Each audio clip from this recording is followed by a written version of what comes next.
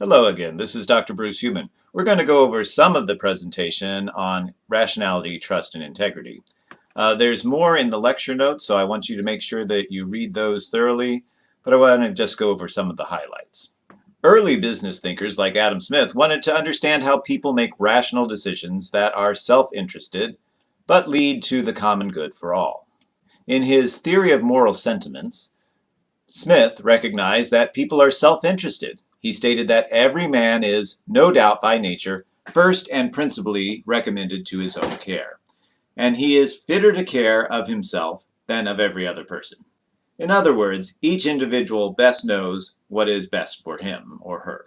But although Smith believed that rational self-interest was a natural impulse, he did not view it as the only factor governing human actions. Smith introduced ethical ideas to temper self-interest. For example, he viewed the natural interest of every man to live as much at ease as he can as excessive when wealth leads to idleness, which he said corrupts the industry of those who ought to be maintained by the employment of capital. Also, Smith discussed ethical elements as relevant to his economic analysis. In other statements such as, capitals are increased by parsimony, and diminished by prodigality and misconduct. Further, Smith affirmed the existence of a concern for others as a force in human nature. In the opening pages of his Theory of Moral Sentiments, he writes, "How selfish soever man may be supposed, there are evidently some principles in his nature which interest him in the fortunes of others, and renders their happiness necessary to him, though he derives nothing from it except the pleasure of seeing it."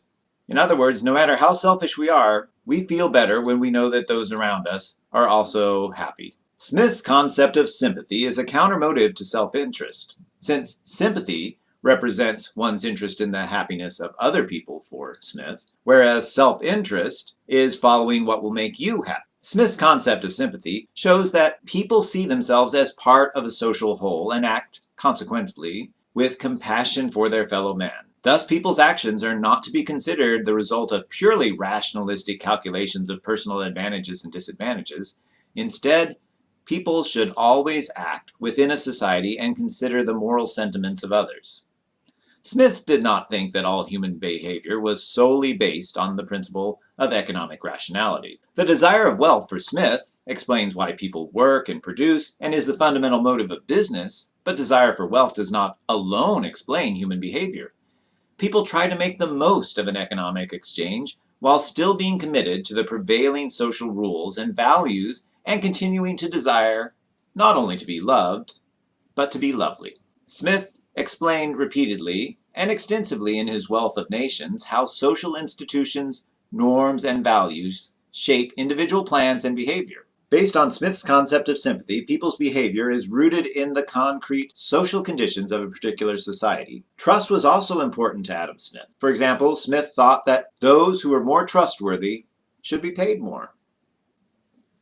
Utilitarian philosopher Jeremy Bentham, in his Introduction to the Principles of Morals and Legislation, published in 1780, contributed to the neoclassical model of economic man, which describes an individual as a utility maximizer who practices a hedonic calculus. According to Jeremy Bentham, man is under two great masters, pleasure and pain, and the great good that we seek is happiness. Those actions which increase happiness or diminish pain are good. They have utility. According to Bentham, when making decisions, we use a hedonic calculus to determine the possible values of pleasure and pain associated with competing alternatives. There are two basic types of rationality. Theoretical rationality, which is sometimes called epistemic rationality. It's how knowledge is obtained. Basically, this theoretical rationality is the capacity of cognitive agents like you and I that allows us to adopt beliefs based on reason or evidence. What we perceive with our own senses, our memories, and others' testimonies or things people tell us can all be forms of evidence. The other type of rationality is practical rationality, and this is one's capacity to choose. Practical rationality looks at the role that reason plays in action and choice. According to David Hume, someone acts rationally to the extent that he optimizes utility. According to Aristotle, reason is not the servant of desire, but helps achieve ends revealed and endorsed by reason itself. So with theoretical rationality, like I said, Information, whether from our senses, from things that we remember, or from evidence or testimony from other people, helps support beliefs. Part of theoretical rationality is using logic. Now, a logical argument has two or more statements. It has a premise, which supports, in other words, offers evidence for a conclusion. Now, there are two ways that a conclusion can follow from a premise. We've got inductive reasoning, where the conclusion follows with a degree of probability from the premise. Most arguments, including most scientific ones, are inductive. There's a 60% chance it's going to rain today. If your weatherman says there's a 60% chance it's going to rain today, he or she is probably using some kind of inductive reasoning, looking at the current conditions and making a prediction with a degree of probability that a certain conclusion will happen. With deductive reasoning, the conclusion follows necessarily from the premise. In other words, the conclusion has to be if these conditions in the premise are whatever they are. Logic and mathematics are a good example of deductive reasoning. If we have two products and then two more products get added in, then we must now have four products. That's deductive reasoning. Now, in science, we try to use deductive reasoning to work from the more general to the specific circumstances at play in this context.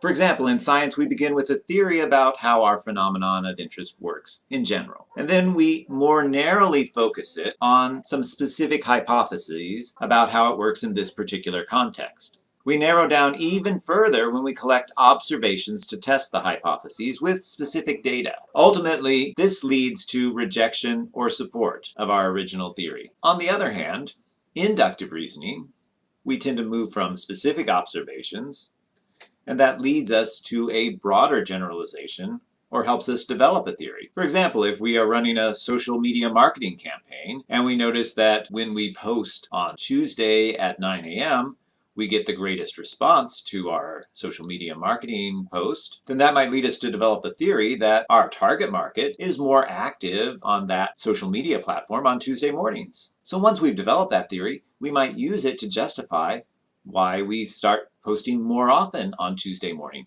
And so there's almost a feedback loop between inductive and deductive reasoning at some point.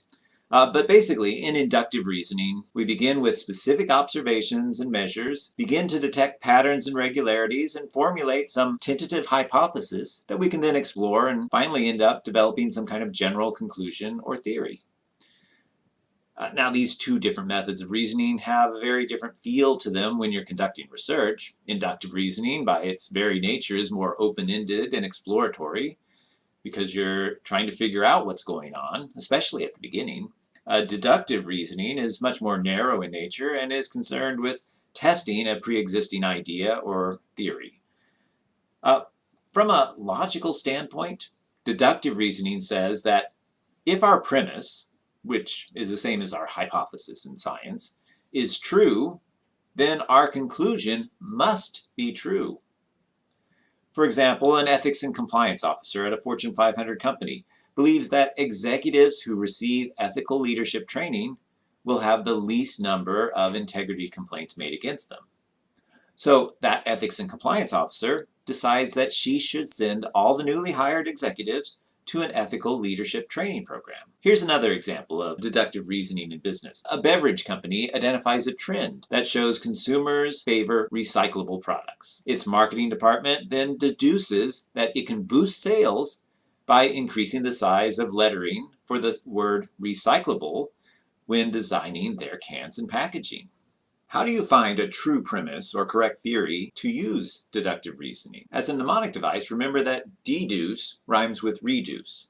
So in deductive reasoning, the point is to reject all the false theories and premises so you're left with the single correct one, which is why Sherlock Holmes and other detectives are often used as examples of someone who uses deduction. Sherlock Holmes systematically eliminates the subjects who could not do the crime, one by one, until he finds the one subject who truly had the motive, opportunity, and ability to commit the crime. In deductive reasoning, certainty follows from having a true premise, such as the premise, gold is rarer than silver. If we have that true premise, then we can draw a necessary conclusion, such as consumers will pay more for a solid gold ring than a solid silver ring.